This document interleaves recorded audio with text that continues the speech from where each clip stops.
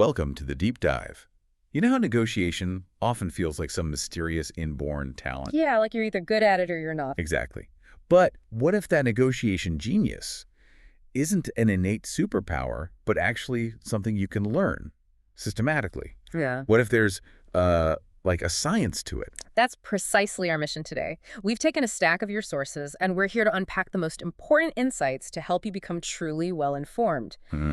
We're diving deep into a fascinating collection of research-backed strategies that reveal what makes some people, well, consistently brilliant at the bargaining table. The material for this deep dive comes from a truly comprehensive guide to negotiation, absolutely packed with real-world examples and cutting-edge research. Right. Our goal is to equip you with a powerful conceptual framework and a toolkit of strategies you can put to work immediately, whether you're in a boardroom, navigating political currents, or, simply making plans with friends. We're going to show you that what looks like pure genius often reflects incredibly careful preparation and, frankly, a profound understanding of human behavior. It's not magic. It's mastery. Okay, let's kick things off with a couple of truly intriguing scenarios from the sources. First, imagine you're the CEO of a major construction company. Okay. You've just wrapped up months of negotiations on a huge new office building. The contract is literally on the table ready to sign. Right. The final step. And then at the 11th hour, the buyer hits you with a demand for massive penalties if the project is delayed.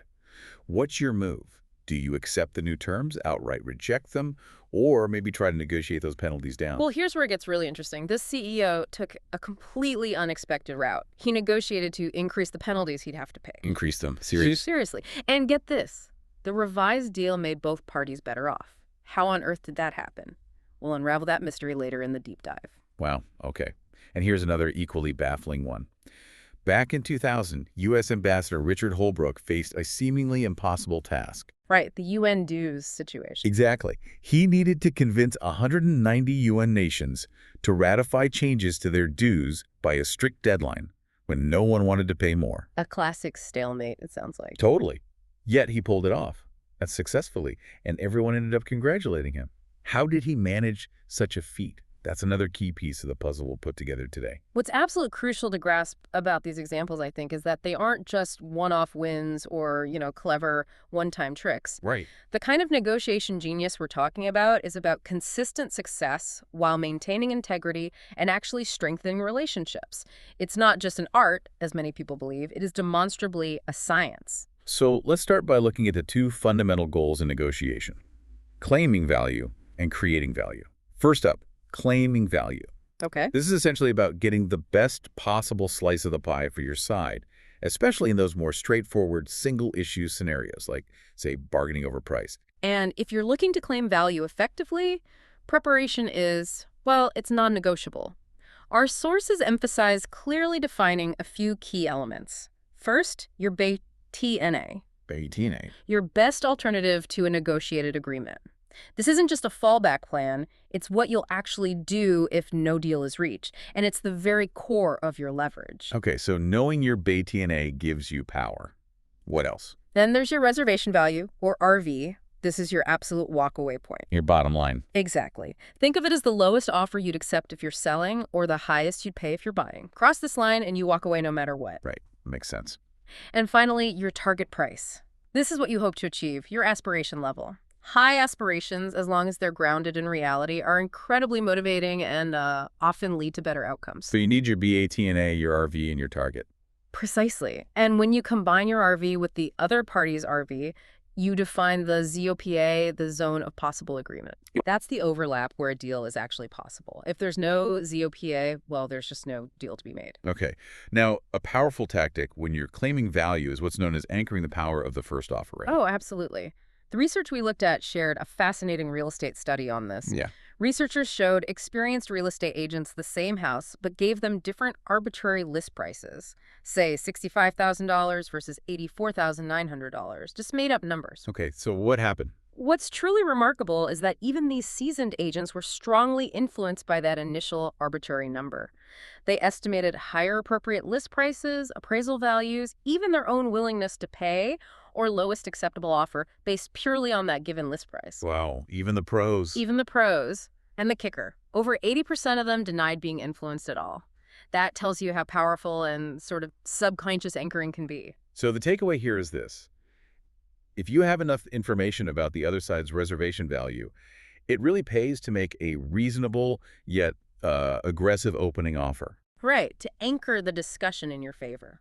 But, and this is a big but, you have to be careful not to anchor too aggressively, right? You could alienate them right from the start. Exactly, it's a balance. And what if they drop the first anchor? The material we reviewed suggests a couple of smart ways to respond. Like what?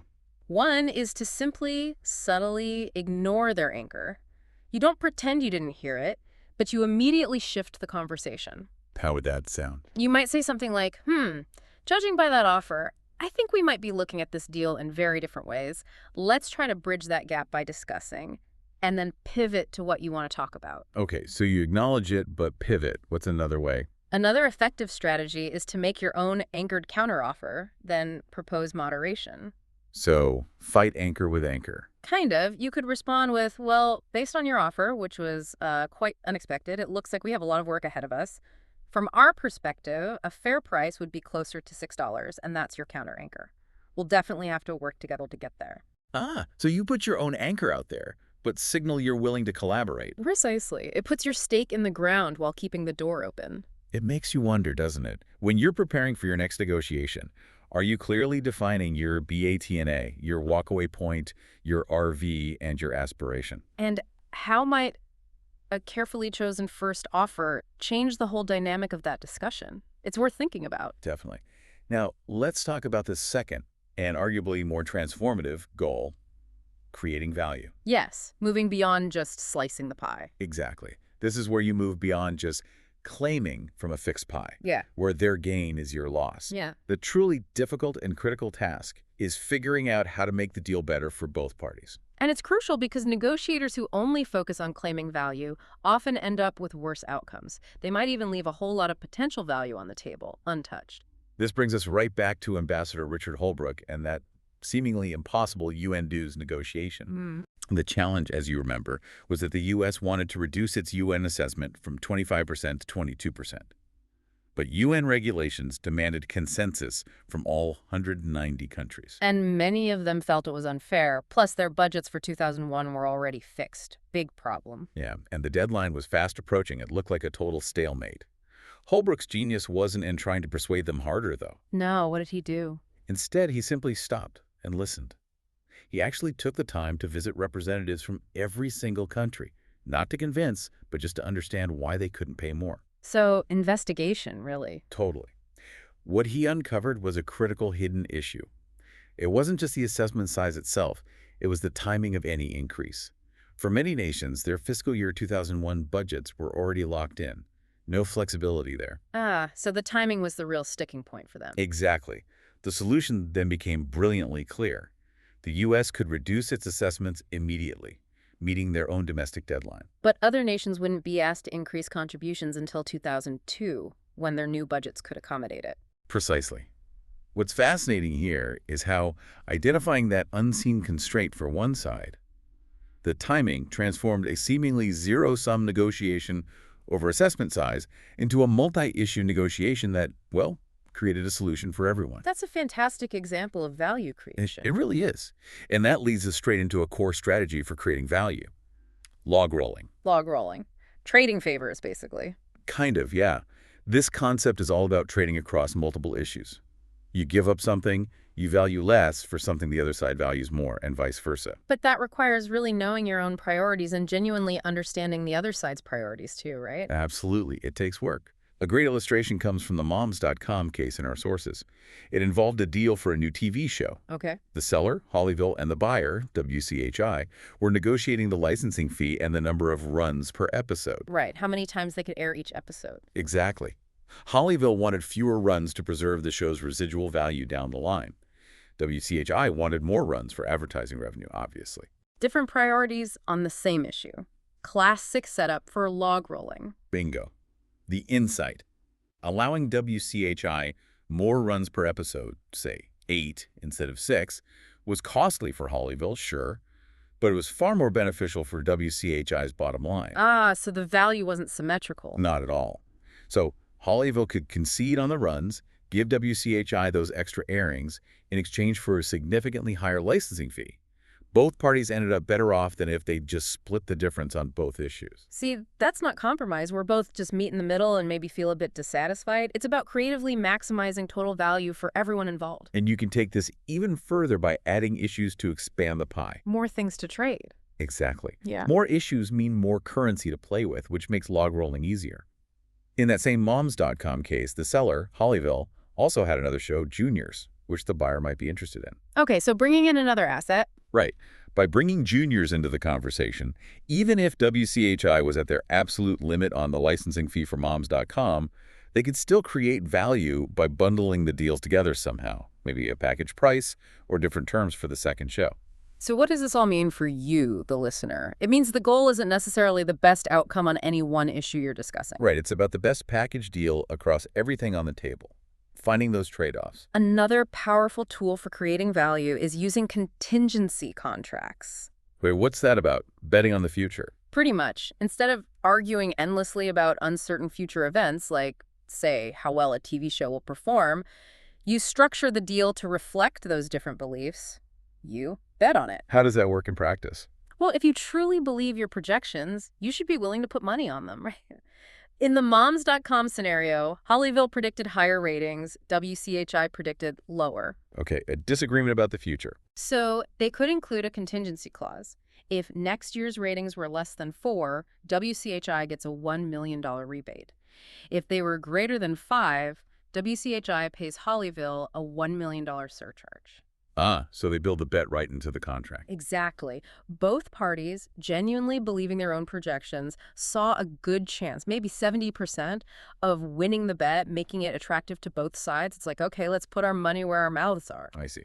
It resolves the argument by deferring it. And it famously played out with Dennis Rodman's contract with the Chicago Bulls. Oh yeah, the worm. The Worm. He was legendary for being unpredictable, missing games.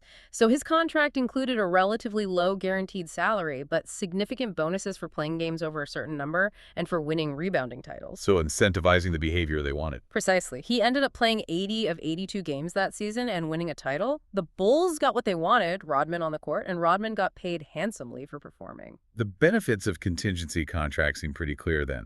They protect against dishonest negotiators. Right, because an unwillingness to bet often reveals a lack of conviction or maybe even dishonesty. And they effectively create expected value by allowing parties to leverage those different beliefs about the future. Definitely. Just a couple of caveats to keep in mind. Be careful if the other party has vastly superior information about the future event. Right. Information asymmetry. Ensure there's an objective way to measure the outcome. And make sure the incentives are compatible. You don't want to accidentally incentivize them to, say, sabotage the outcome to win the bet. Good points. Okay, one more value creation tool. Yes, post-settlement settlements, or PSS. This is a fascinating one. Post-settlement, like after the deal is done. Exactly. Yeah. The idea is that even after an agreement is signed, you can propose revisiting it to see if it can be improved for both sides. The signed agreement actually becomes the new BATNA, the new floor. Huh. Why would anyone agree to that? Isn't the deal done? Well, it works beautifully because the initial agreement builds optimism and reduces anxiety. Parties might be more willing to share information they held back before. Ah, lower stakes now. Right. It opens the door to finding further log rolling opportunities or even adding completely new issues that weren't discussed initially. How would you even propose that without sounding weird? You can frame it like this. Look, we're both satisfied with this deal, I think, but inevitably there are aspects we each wish were maybe even better. What if we spent just a few more minutes seeing if there are any stones left unturned that could make both of us happier? Framing it as a mutual benefit exploration. Exactly. The worst they can say is no, and you still have your original deal. So take a moment to reflect on your own interactions. Are you quick to assume a fixed pie? Or do you proactively look for ways to expand it? What overlooked issues or differing beliefs could you leverage to create more value for everyone involved, turning a good deal into a truly great one? Let's shift gears now and dive into the human element of negotiation. Overcoming biases and truly understanding others. This brings us to investigative negotiation. Which sounds like what Holbrook did. Exactly.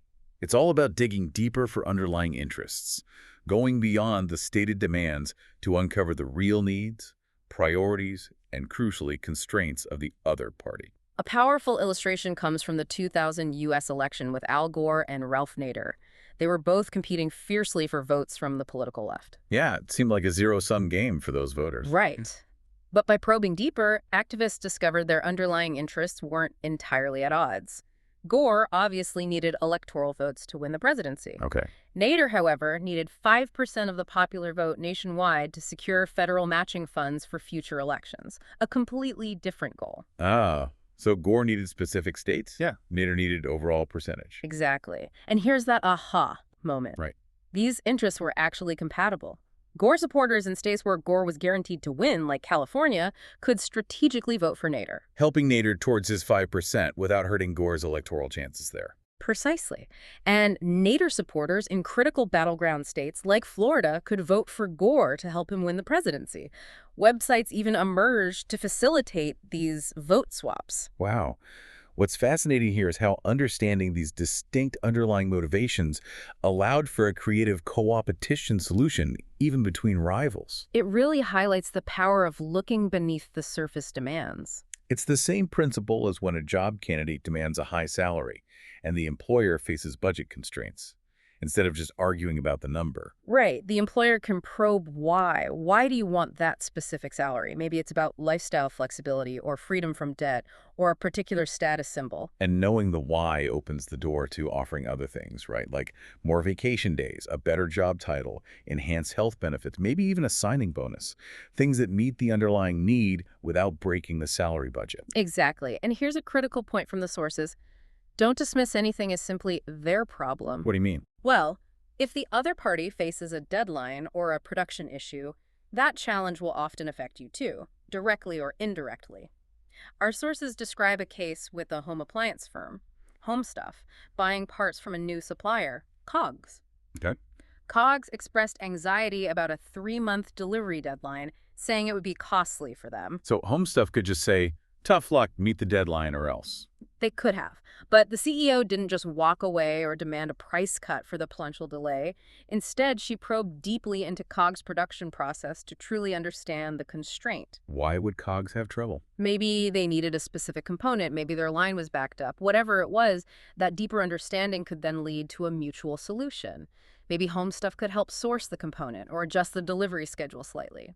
What starts as their problem quickly becomes your problem if the deal collapses or the parts are late. That makes sense. Yeah. Their problem becomes your problem. And critically, never let a negotiation truly end with a rejection of your offer.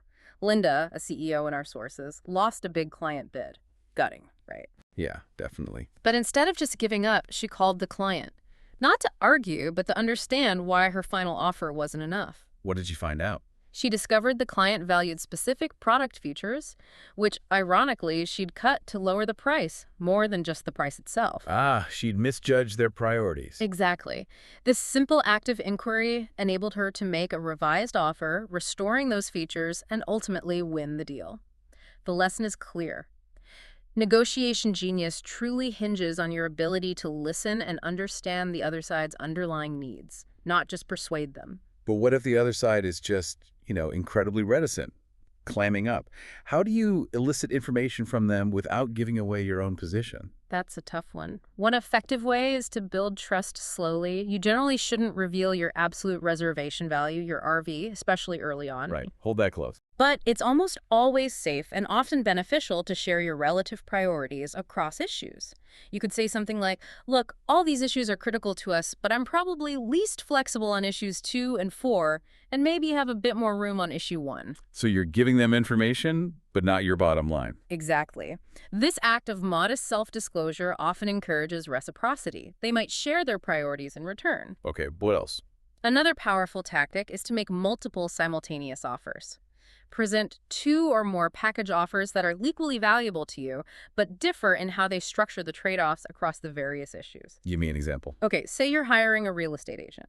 You might offer them Option X, a 2.5% commission with a 3-month contract, or Option Y, a 3.5% commission with only a 2-month contract. Both deals work for you, just different structures. Right. Now, if the agent immediately gravitates towards Offer X, the lower commission but longer contract, what does that tell you? It tells me they value the security of the longer contract more than the higher commission rate.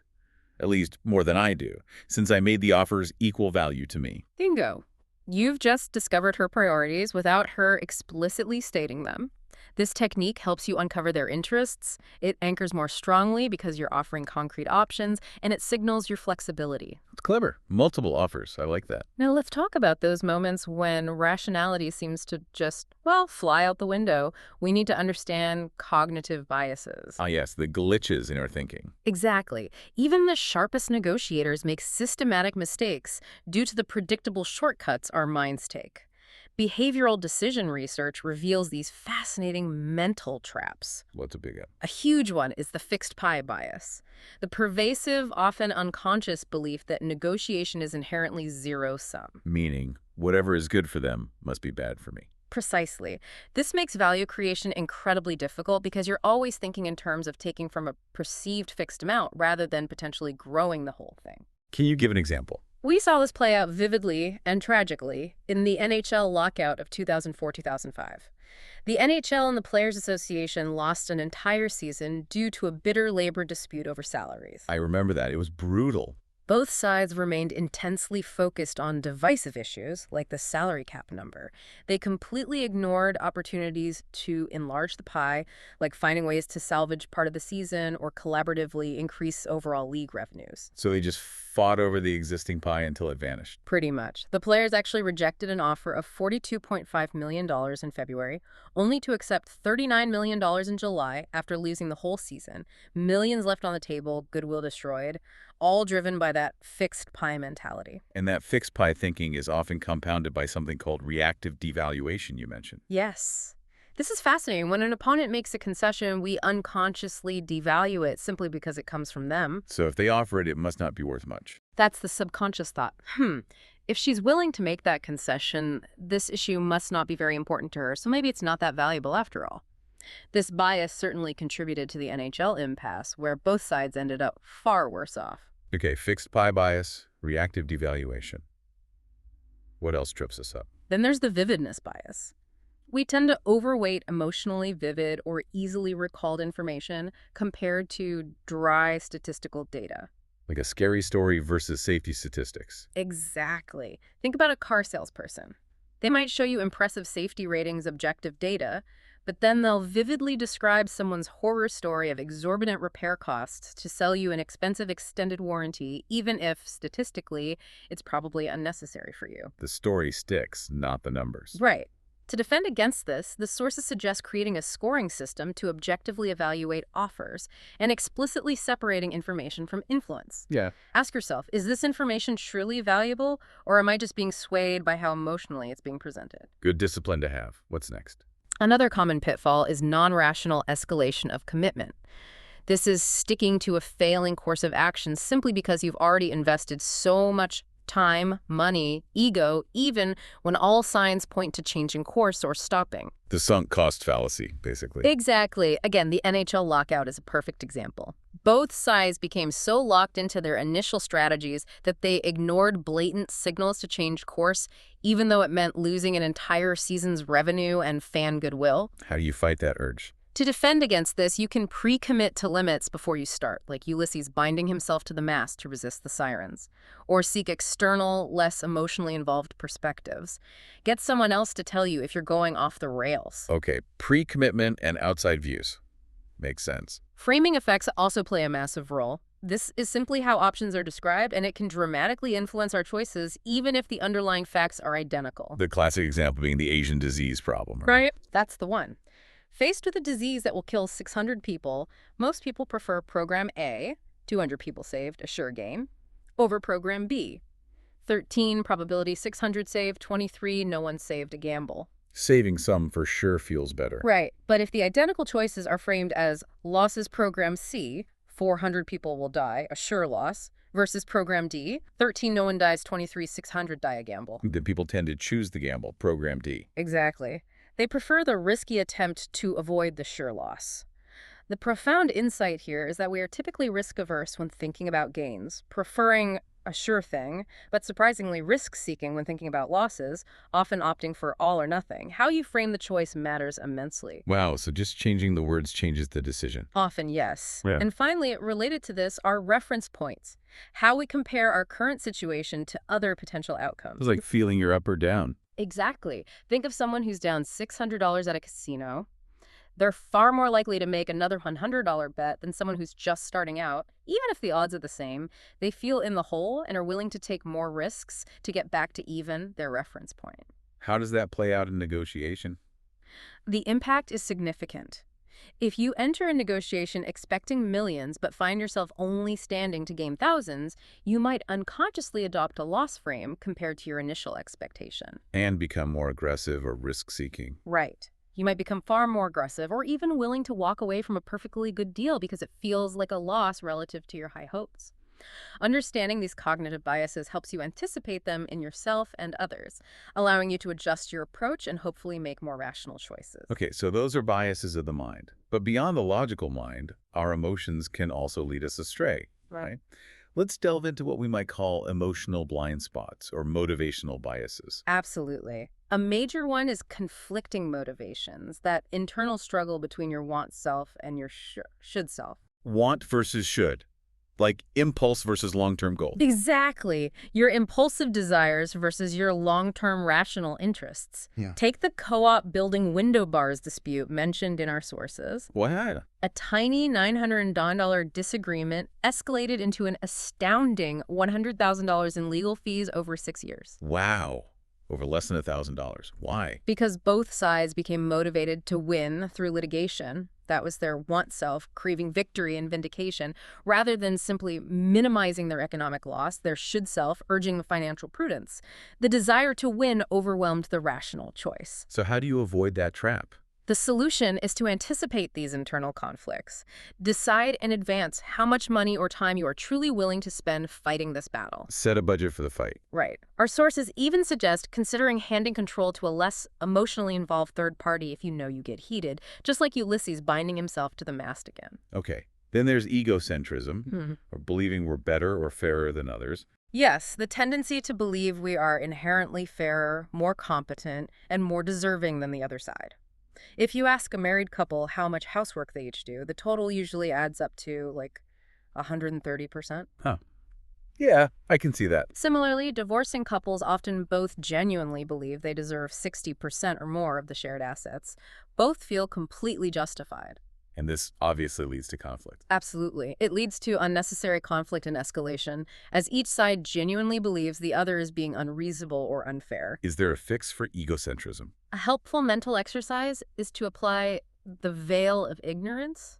Try to imagine what you'd consider fair if you didn't know which role you would play in the negotiation. What would an impartial observer say? Step outside yourself. Okay, what else? There's also self-serving attributions. We tend to credit internal factors for our successes, I'm skilled, and blame external factors for our failures. Bad luck, the market was tough, they were difficult. So we take credit, but not blame. Pretty much. This bias significantly hinders learning from experience because we don't accurately diagnose why things went wrong, preventing honest self-correction. Makes it hard to improve. Very hard. And finally, regret aversion. This is the tendency to avoid decisions that might lead to future regret. Like fear of missing out or making the wrong choice. Exactly. This can cause negotiators to hold out longer than is rational or reject perfectly reasonable offers, like a house seller rejecting a good offer today, paralyzed by the fear that prices might go up after the sale and they'll regret selling too soon. How do you deal with potential regret? The solution here is to consciously focus on what can be learned from the past to make better future decisions, rather than agonizing over what might have been if only you had a crystal ball. Accept uncertainty and focus on making the best decision with the information you have now. So when you reflect on your own experiences, listener, which of these mental traps or emotional blind spots do you recognize in your own thinking, or perhaps in others you've negotiated with? And how can recognizing them help you prepare more effectively and make more rational decisions, even when emotions are running high? It's a key part of becoming a better negotiator. Moving on to navigating some of the trickier complexities of negotiation. Let's explore strategies of influence. This isn't just about understanding. It's about persuading and effectively selling your ideas. Right. Exactly. It's often not enough to just listen and understand. You also need to know how to present your ideas and proposals in a compelling way that resonates with the other side. And one powerful principle here is loss aversion. We talked about framing earlier. Yes, and this is a key application. People are generally more motivated to avoid losses than they are to gain something of equal magnitude. Losing $100 feels worse than gaining $100 feels good. So how do you use that? The strategy is to frame your proposal in terms of what the other side stands to lose if they don't agree with you. For example, instead of saying, implementing these changes will result in a 1.5% revenue gain, you might find it more persuasive to say, failure to implement these changes will result in a revenue loss of 1.5%. Same outcome, different frame, potentially bigger impact. Potentially, yes. But this is a powerful tool, so use it strategically, not pervasively. You don't want to come across as constantly negative or hostile. It's about being effective, not aggressive. Got it. Another influence strategy mentioned is the reciprocity principle, often seen in the door-in-the-face technique, DITF. That's right. The idea is you start by asking for a very large, perhaps even extreme request that you're pretty sure will be rejected. Okay, why start with a rejection? Because you then immediately follow up with your true, more moderate request. The psychological effect is that the other party feels a subtle pressure to reciprocate your apparent concession. You back down from your big ask, so they should meet you partway on your smaller ask. Does that actually work? There's classic research backing it up. A study asked people to chaperone juvenile delinquents for 3 years predictably. Everyone said no. Yeah, that's a huge ask. But then, immediately, the researchers asked if they would do it for just 1 day, a trip to the zoo. Compliance skyrocketed from 17% in a control group asked only for the zoo trip to a surprising 50%. Wow, just by asking for the crazy thing first. Exactly. It shows that initial rejection isn't always bad. It sets up a perceived concession on your part, making your real ask seem much more reasonable in comparison. So ask for more than you expect and be prepared to make concessions. Okay, so that's door in the face. What about the opposite? Foot in the door. Right, FITD, or commitment and consistency. Here, the strategy is different. You secure agreement to a small initial request first. Something easy to say yes to. You get them agreeing. Exactly. This builds psychological commitment. When someone has agreed to the small thing, they feel an internal pressure to be consistent, making them far more likely to agree to subsequent larger requests that are related. So DITF aims for rejection, then concession. FITD aims for small compliance, then bigger compliance. You nailed it. 2 different paths using psychological principles. What other influence tactics are there? Social proof is another powerful lever. People instinctively look to the behavior of similar others for guidance, especially when they're uncertain about what to do. We assume if lots of people are doing it, it must be the right thing. Like reviews or lines outside a restaurant? Exactly. Think Yeah. about infomercials. They apparently dramatically increased calls by changing the standard. Operators are standing by, please call now, to if operators are busy, please call again. Why would that work? Because it implies high demand. It suggests lots of other people are calling, providing social proof that the product is desirable. Clever. How else can you use social proof? You can apply this by, say, limiting open house viewings for a property to specific times to create a crowd, making it seem more popular, or using sold figures or testimonials to indicate popularity. Okay. What about contrast effects? This is where something is judged based entirely on its context or comparison. Our perception isn't absolute, it's relative. The example given is people were willing to drive 20 minutes across town to save $20 on a $20 calculator, but they needed almost a $200 discount to justify driving the same 20 minutes for a $2,000 laptop. Even though the saving in time and effort is identical. Right. The $20 seems huge relative to the calculator price, but tiny relative to the laptop price. The perception of value changes based on the comparison point. Selling add-ons for an expensive car often seems minor. What's another $500 on a $50,000 car? But selling the exact same add-on standalone might seem wildly overpriced. So context is everything. How do you defend yourself against these influence tactics if someone's using them on you? Good question. Our sources suggest a few practices. First, use a scoring system, as we discussed, to objectively evaluate offers based on your priorities. Stick to the numbers. Right. Second, explicitly separate the information from the influence. Ask yourself, is the data itself valuable, or am I just being swayed by how it's presented or framed? Be aware of the framing. Third, try rephrasing their offers. If they use a loss frame, mentally rephrase it as a gain frame to see how it feels different. Fourth, consider appointing a devil's advocate for yourself, someone who will challenge your assumptions. Get a critical perspective. And finally, if at all possible, avoid negotiating under extreme time pressure. That's when we're most vulnerable to shortcuts and influence tactics. These are just solid negotiation practices regardless of the other side's tactics, really. Okay, very useful.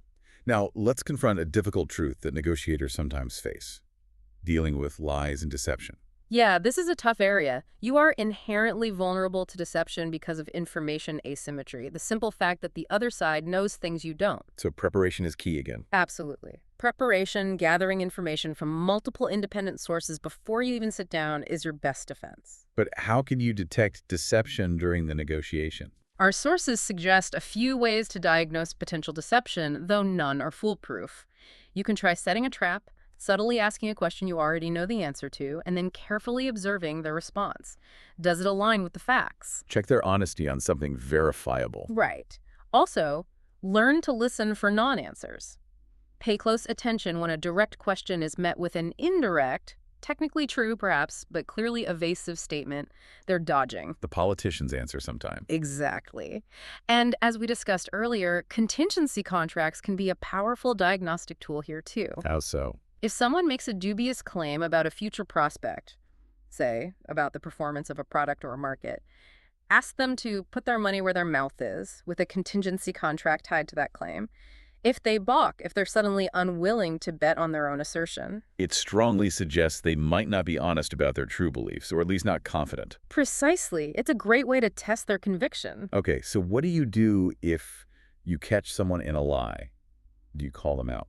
Our sources generally advise against immediately calling them a liar directly. That tends to escalate things and make them defensive. So what's the alternative? Instead, you could explain that you feel misled or deceived based on the information you have. Then, gently discuss the intentionality of their statement. Maybe it was a misunderstanding. Give them a chance to clarify or correct. Give them an out. Potentially. At that point, you decide if you even want to continue the negotiation. Has trust been broken irreparably? If you do want to continue, you can use warn or confront scripts that signal your awareness. Look, based on X, Y, and Z, the statement you made earlier seems inconsistent, while still allowing them to save face if possible. Tricky balance. And of course, the flip side is avoiding lying yourself. Absolutely. You have to consider the long-term impact on your reputation and the relationship. Is the short-term gain worth potentially being seen as untrustworthy? Probably not usually. Probably not. It's often better to prepare truthful, careful responses for tough, anticipated questions. Like, if an employer asks about other job offers when you have none, maybe you talk about your interest level or the fit rather than fabricating offers. And definitely try to avoid answering sensitive questions under extreme time pressure if you're caught off guard. Buy yourself time to think. That relates to another concept, bounded ethicality, doesn't it? Yeah. Acting unethically without realizing it. Yes, exactly. This is the idea that many people act unethically, not because they're malicious, but without even conscious awareness due to subtle psychological processes. Like what kind of processes? One major area is conflicts of interest. We often fail to see how our own incentives unconsciously bias our perceptions and judgments. For example, a lawyer paid by the hour may genuinely believe a thorough, lengthy process is truly best for their client. When subconsciously their compensation model might be influencing that belief. Right. Or a real estate agent working on commission might subtly, unconsciously steer a buyer towards a higher bid because it benefits the agent, even while believing they're acting in the buyer's best interest. It's not necessarily deliberate deception, but biased perception. Exactly. This also extends to implicit associations and stereotypes. Unconscious biases can influence our decisions without us realizing it. Like the example in the sources. Yes, the purchasing agent, Steve Barrett, who, despite consciously valuing innovation, showed an unconscious bias against a minority-owned firm in his implicit association test. This hidden bias led him to hire a more traditional company, even when logic might have pointed to the innovative firm. It's a subtle but powerful influence we need to be aware of. Wow. And then there's parasitic value creation. Sounds ominous. It can be. This is where value is created for the parties at the table by essentially extracting it from parties not at the table who bear the cost. Like who? Classic examples might involve pharmaceutical companies colluding to keep drug prices high, benefiting them but harming patients and healthcare systems. Or special interest groups lobbying for policies that benefit them financially but impose costs on the general public. So the negotiation looks successful for the people involved, but harms others. Exactly. So when your negotiations affect others not directly involved, it's a critical moment to pause and ask, who are all the affected parties here? How are they affected? And should I be concerned about any unintended negative consequences for those not in this room? It's a call to broaden your ethical perspective. So as you reflect on your past, listener, have you ever felt misled? Or perhaps found yourself bending the truth slightly in negotiation? And how can recognizing these subtle biases, both cognitive and ethical, help you navigate those complex landscapes more effectively and ethically in the future? Okay, let's tackle a common and often paralyzing concern. Negotiating from a position of weakness. That feeling of desperation when you have no good alternatives. Yeah, the anxiety of having a weak BTNA can be overwhelming. It can lead to giving up hope and making a deal at almost any cost. But surprisingly, there are powerful strategies even when you feel powerless. Such as? First, the obvious but sometimes hard one. If you can help it, don't reveal your weakness. Try to project confidence even if you don't feel it. Think back to the story of the Roosevelt campaign manager. What happened there?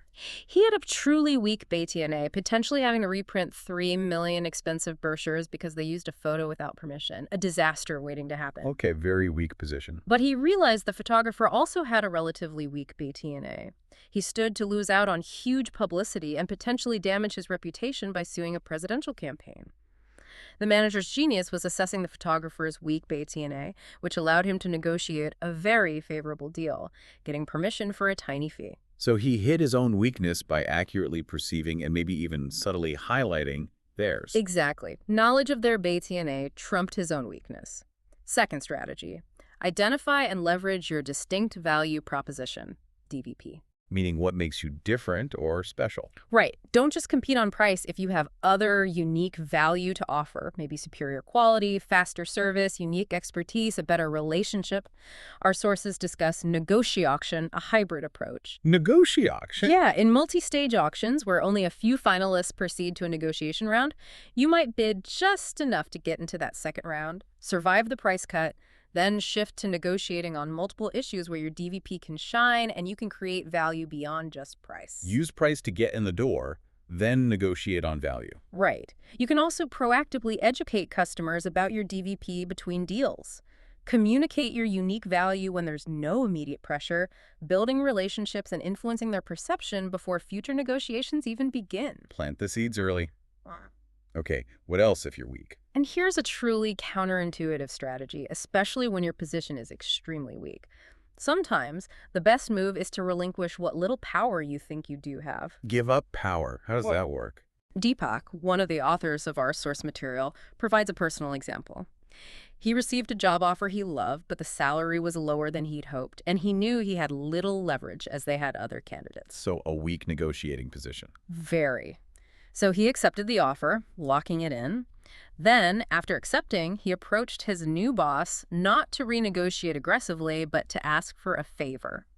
He asked if they could revisit the salary based purely on fairness and market comparables, having completely removed his own negotiation leverage by already accepting. And what happened? He ended up getting a 10% raise. The boss was more receptive to an appeal for fairness once the negotiation pressure was off. Wow. So the insight here is, if you can't outmuscle the other side, maybe stop flexing altogether. Exactly. Sometimes asking for help, appealing to fairness, or framing it as solving a mutual problem can be far more effective than trying to negotiate aggressively from a demonstrably weak stance. Interesting. Can you actively try to change the power dynamic? Yes, you can actively shift the balance of power. One powerful way is building coalitions with other weak parties. Unite with others in the same boat. Strength in numbers. Right. Lee Iacocca, when he was CEO of Chrysler, did this brilliantly during a destructive rebate war among the big three U.S. auto companies. They were all losing money. How did a coalition help? He announced Chrysler would unilaterally stop offering rebates. But crucially, he added, they would match any competitor's rebate. This single move shifted power from the buyers, who were benefiting from the war, back to the sellers. Ford and GM quickly realized they had to stop rebates too, or Chrysler would just match them and steal customers. Ah, he forced their hand by taking the first step of promising to match. Clever. When you're weak, your competitors often are too. Coalition building prevents the stronger party, in that case the buyers, from playing you against each other. Okay. What about leveraging extreme weakness? That sounds paradoxical. It is, but sometimes your very weakness can be a source of power, because paradoxically, the stronger party may actually need you to survive or succeed. Give me an example. After World War I, Romania, despite contributing relatively little to the Allied victory, ended up doubling in size in the peace treaties. How? Its power lay in its strategic weakness. Its weakness was power. How? If Romania, strategically located, fell to the rising tide of communism, the Allies, France, Britain, would suffer significant geopolitical consequences. So Romania's implicit threat was essentially, give us the territory and support we ask for, or we will remain weak, vulnerable, possibly collapse or be destroyed, and you will suffer the strategic fallout. Their vulnerability became leverage. Wow. That's using weakness strategically. And finally, a potent tactic is to understand and attack the very source of their power. Figure out why they have leverage over you and see if you can undermine that source. Like the Planned Parenthood example. Exactly. The Pledge a Picket program. Anti-abortion protesters' power came primarily from their large numbers intimidating women and disrupting clinic operations. So clinics asked their own supporters to pledge donations per protester who showed up. So the more protesters, the more money the clinic raised. Precisely. It brilliantly turned the protesters' main source of power, their numbers, into a fundraising mechanism for the clinic, fundamentally diminishing the protesters' incentive and impact. That's ingenious. Changing the game. One more quick example. A developer in a corrupt country was facing a demand from a powerful official's son for a stake in his company to get project approval just before his IPO. A classic shakedown. What did the developer pay up? No. He realized the son's leverage came from the threat of publicizing the delay or the corruption demand, which could arm the IPO. So the developer preemptively went public himself with the news of potential project delays due to bureaucratic hurdles, without naming names. He took away the threat. Exactly. He robbed the son of his leverage, the ability to use that information as a weapon, by releasing a sanitized version first. It's about understanding where their power comes from and neutralizing it. So, casting your mind back, listener, have you ever felt utterly powerless in a negotiation?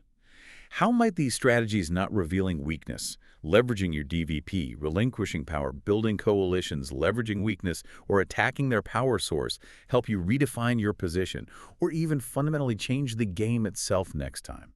Now let's talk about those truly difficult situations, when negotiations get ugly. We're talking about dealing with perceived irrationality, deep distrust, overt anger, threats, and stubborn egos. This is where things can really go off the rails. And the ultimate masterclass in navigating such treacherous waters, according to the sources, is the Cuban Missile Crisis. An incredibly high-stakes negotiation, if ever there was one. Think about the context.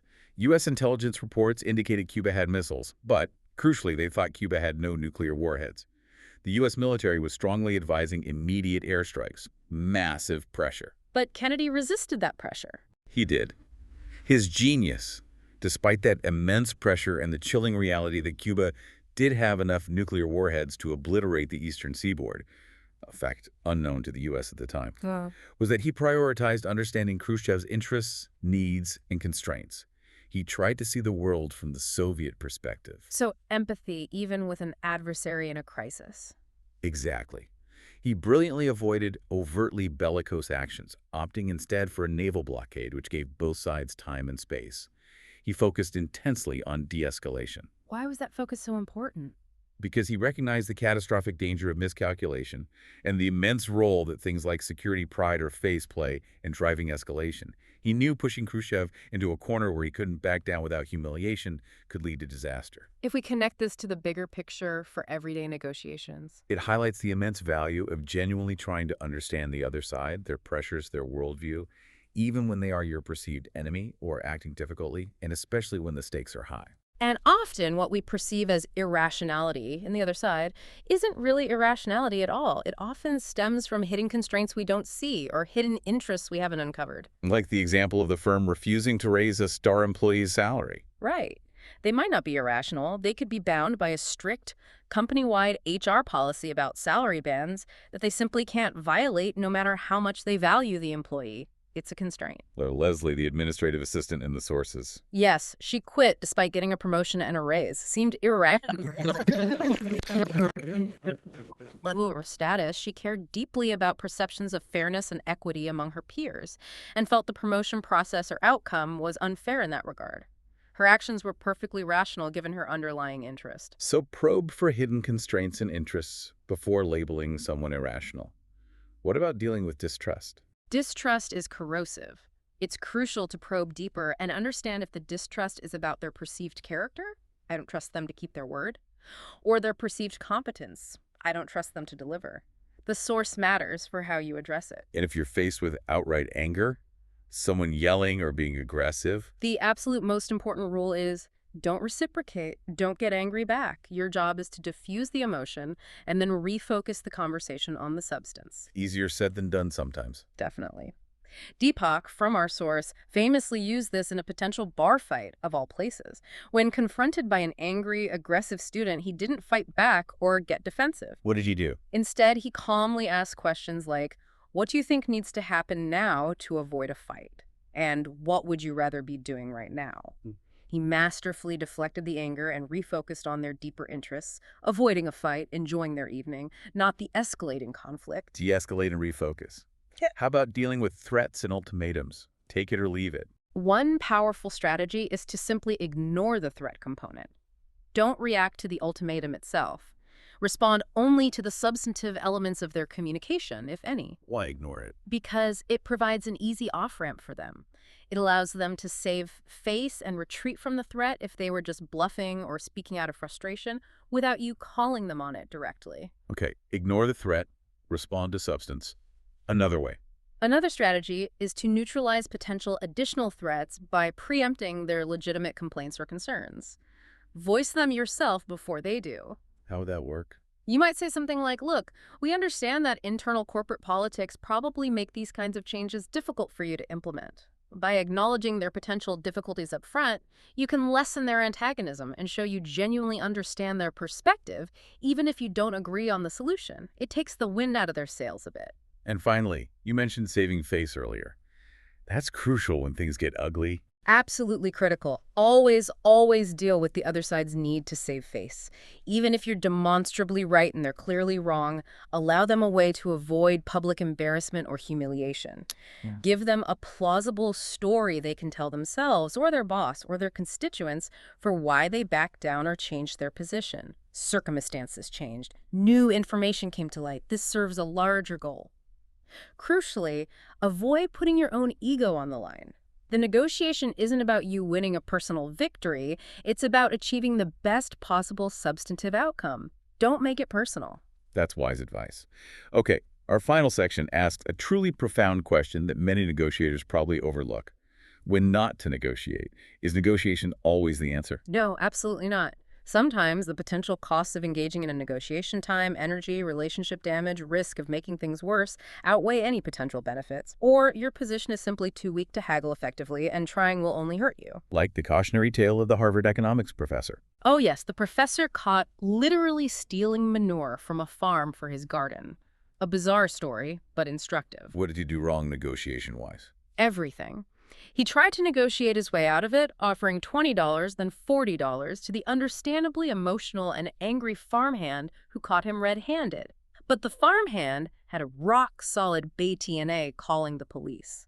The professor, on the other hand, had a terrible BTNA involving legal trouble, professional disgrace, and public ridicule. So the power balance was totally skewed. Completely. The professor ignored all the glaring signs. His own terrible BTNA, the strong and emotional state of the other party, the risk of his offers being perceived as bribes.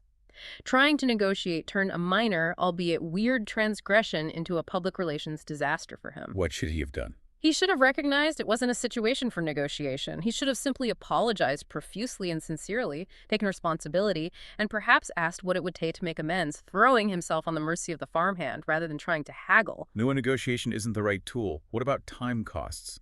Right. Don't waste valuable time haggling over trivial amounts if the time and effort involved cost you more than you could possibly save. Our sources tell of Max haggling fiercely over the equivalent of 40 cents for a taxi ride in Bangkok. 40 cents. Yes, all while completely annoying his exhausted wife and wasting precious vacation time. He was optimizing for a tiny price gain while ignoring the much higher costs of his own and his wife's time and enjoyment. We've all probably done something like that, haven't we? Oh, sure. And Deepak, from our sources, provides the flip side. He justified paying a $3 late fee for a DVD instead of driving across town to return it on time. His reframe was simple. Would you drive 2 miles just to earn $3? Probably not. So why drive 2 miles to avoid paying $3? It highlights how we're often irrationally loss-averse, conditioned to avoid penalties or get the best deal, even if it's economically nonsensical given our time and energy. Sometimes paying the small fee is the rational choice. It's wise to plan ahead to avoid these kinds of minor but annoying trade-offs if you can. Okay, when else should you maybe not negotiate, or at least not negotiate aggressively? When your BTNA truly stinks and everyone knows it, if you have only one job offer, for example, and the employer is fully aware of that, trying to negotiate aggressively based on phantom leverage is likely to be futile and could even backfire. So what do you do then? Just take the offer? Often, the smart solution here, again, is to accept the offer first, lock it in. Then, perhaps after you start or shortly after accepting, ask for a favor or a discussion to revisit the salary based on fairness or new market data you've found, making it absolutely clear your acceptance is not contingent on getting more money. So play the fairness, or help me understand, card instead of the negotiation card. Exactly. Shift the game away from adversarial bargaining when you have no leverage. What about when relationships might suffer from hard bargaining? This is a huge one. Remember Sharon and Mark from the sources building their dream house? Yeah, what happened with them? They pushed their builder relentlessly for the absolute lowest price, squeezing every last penny out of him, even below his likely reservation value, by leveraging his financial desperation at the time. They won the negotiation on price. But the result was a bitter, resentful builder who felt exploited. He consequently delivered poor quality workmanship, missed deadlines, and cut corners wherever possible. The cheap price on paper led to a construction disaster and immense stress for Sharon and Mark in reality. So the insight is, Don't optimize solely for short-term price, especially at the expense of a crucial long-term relationship where cooperation and goodwill are essential for a good outcome. A good deal on paper can turn into a terrible overall outcome if you destroy trust and poison the relationship in the process. think about the relationship, not just the transaction. Exactly. And finally, sometimes negotiating is simply culturally inappropriate. What works beautifully in one culture, like energetically haggling for a taxi fare or souvenirs in Bangkok, can be seen as offensive, bizarre, or completely ineffective in another, like trying to haggle for a taxi fare in Boston or London. You have to know the local norms. Absolutely. Always try to understand the cultural context and norms before you jump into haggling or specific negotiation tactics. What's expected? What's taboo? So as you reflect on your past experiences, listener, can you recall times when negotiating, or perhaps how you negotiated, might have actually harmed you rather than helped? And how can you learn to identify these do not negotiate zones in the future, saving yourself time, energy, potential embarrassment, and maybe even important relationships? Knowing when not to negotiate is just as important as knowing how. We've covered a lot of ground today, haven't we? It feels like a real deep dive. Definitely. From claiming your share and expanding the pie to understanding all those cognitive and emotional traps. Wielding influence ethically, handling really difficult situations, and even knowing when to just step back entirely. What ties it all together, I think, is the profound idea that true negotiation genius isn't reserved for some select gifted few. It's accessible. It's not about being born with some innate talent, right? It's about gaining knowledge, developing deep understanding of these concepts. And most importantly, engaging in mindful practice. Really thinking about what you're doing and learning from it. It requires a willingness to challenge your own beliefs, your assumptions, and your usual perspectives. And don't just accumulate experience by having lots of negotiations. Strive for expertise. That's a great distinction. Learn to extract the abstract principles from your negotiations, the whys and hows, rather than just focusing on the specific answers or outcomes of one deal. Compare multiple situations to find those universal lessons that apply broadly across different contexts. That's how expertise develops. So as you look ahead to your next interaction, maybe a tough conversation or a formal negotiation, remember that construction CEO we started with? The one who negotiated to increase the penalties he'd pay, and somehow the deal got better for everyone. Yeah, still puzzling over that one. Or Ambassador Holbrooke, who solved that impossible UN negotiation by finding a hidden dimension, the timing that no one else saw. These aren't just clever tricks, they're prime examples of looking beyond the obvious surface issues and leveraging deep insights into constraints, interests, and human behavior. So the final thought for you is this. What hidden interests, what unasked questions, or what unspoken constraints might be waiting to be discovered in your next difficult interaction? What insight could transform it from a potential stalemate or conflict into a shared success? And maybe more importantly, are you willing to put in the mindful practice required to spot them?